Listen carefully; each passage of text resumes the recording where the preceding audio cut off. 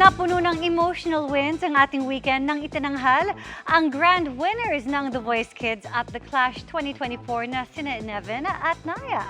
Ngayong nakamit na nila ang kanilang mga pangarap, ano kaya ang susunod nilang hakbang at paano nila gagamitin ang kanilang mga premyo? Makichika kay Aubrey Carampel. Neven Garciniego! Napaiyak si Nevin Garciniego nang tawagin ang kanyang pangalan bilang grand winner ng The Voice Kids 2024.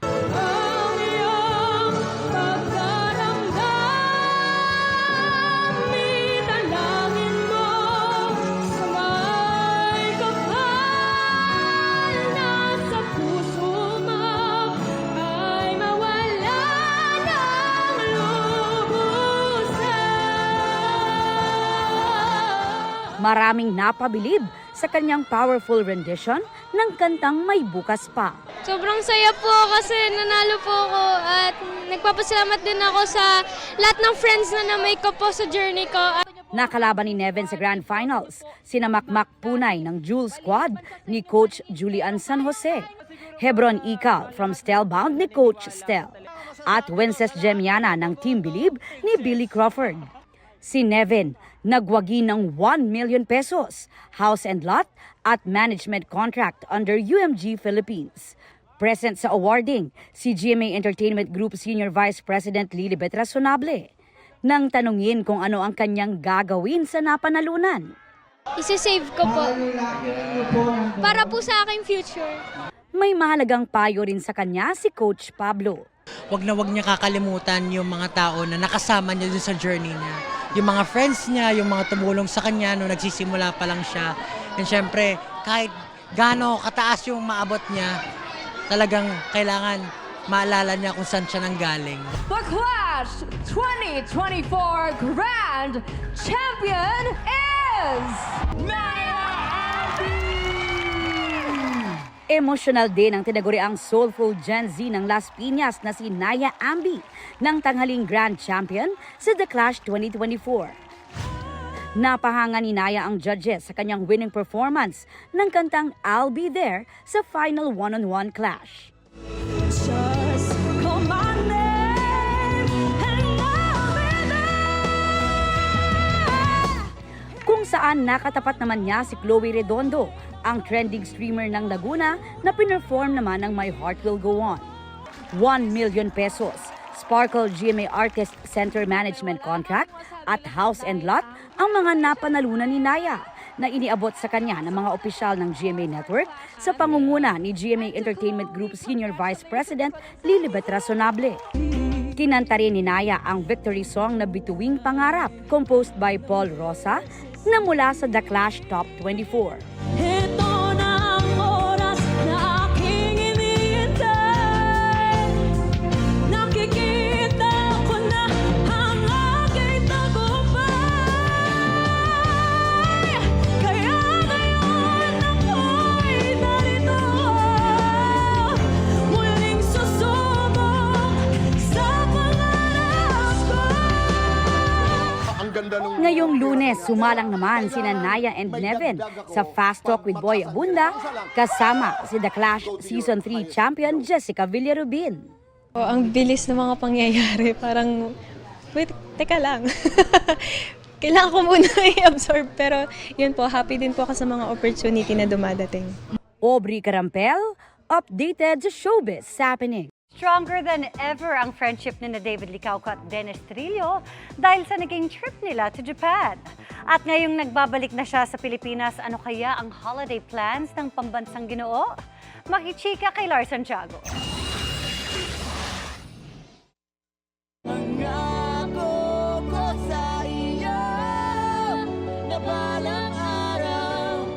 nakatakas na ang karakter ni David Licauco na si Hiroshi sa Pulang Araw.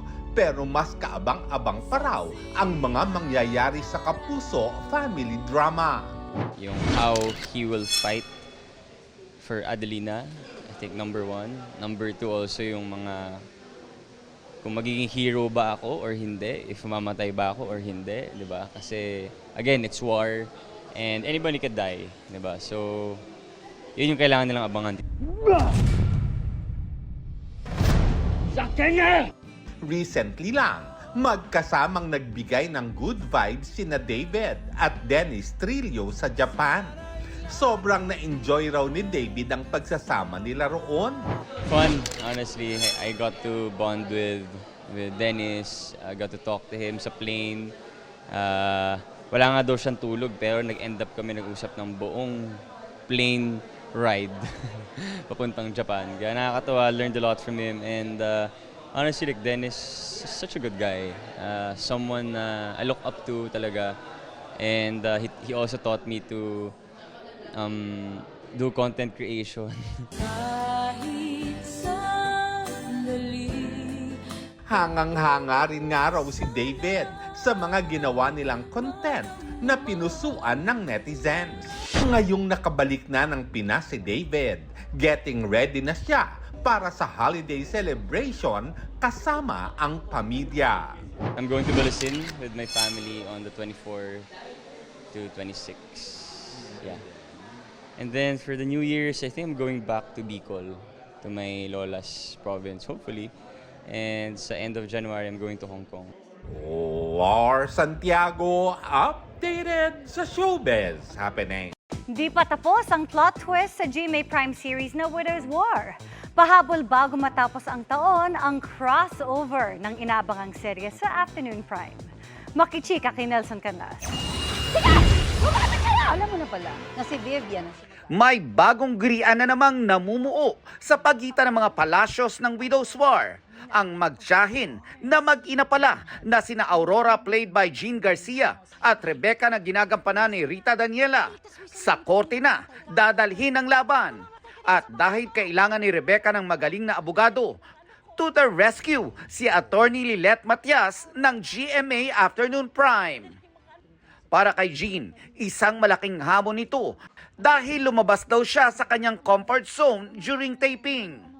Para akong nanganganay, parang ay, may bagong show, pilot. Oo, 'di ba? Parang kasi iba yung iba yung setting, iba yung mga tao, yes, mga kasama.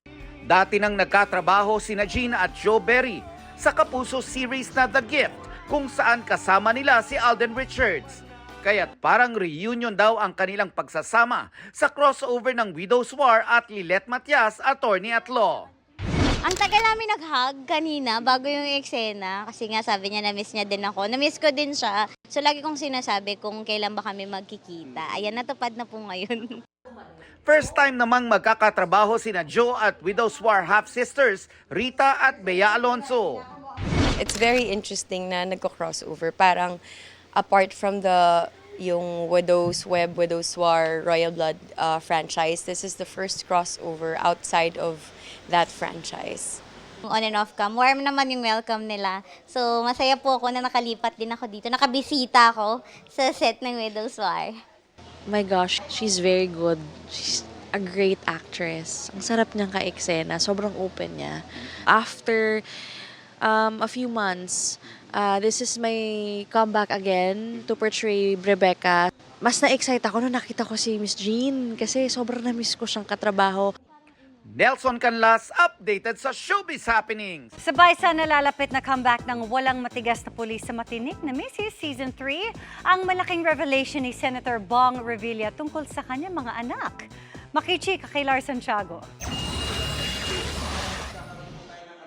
Sa Grand Media Conference ng Comedy Action Weekly Series na Walang Matigas na Pulis sa Matinik na Mrs. Season 3. Inamin ni Senador Bong Revilla na mayroon siyang illegitimate children o mga anak sa labas. Alam ni Lani kung ano yung totoo. Meron.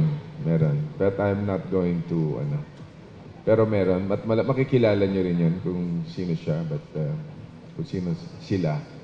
Hindi niya raw ito ikinakahiya dahil alam naman daw ng kanyang may bahay na si Lani Mercado at kanilang 6 na anak. Hindi mo po pwede itago yan. Unfair yon para sa mga bata na pagka anak mo yun. Dugo mo yun, mahalin mo yun. At hindi ko ikinahihiya yung ganun. Sa ngayon, excited na raw sina Senador Bong at Beauty Gonzales sa pagbabalik ng kanilang series simula sa darating na linggo, December 22. Hindi lang daw kasi hitik sa action scenes. At literal na pasabog.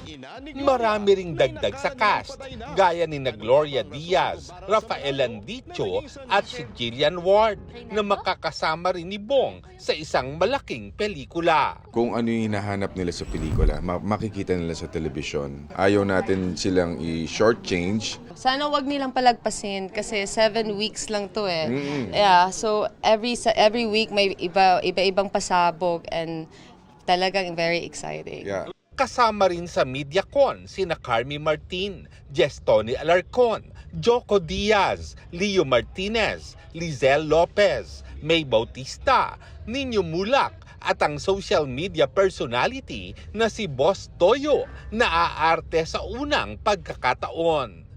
Present din si GMA Senior Vice President Annette Gozon Valdez at iba pang GMA executives.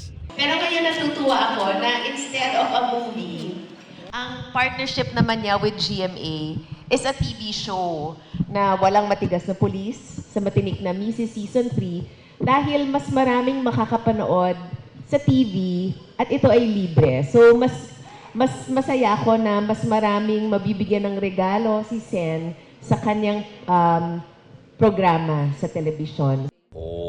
Lars Santiago, updated sa Showbiz Happening. Mabilis na chikahan tayo para updated sa Showbiz Happenings.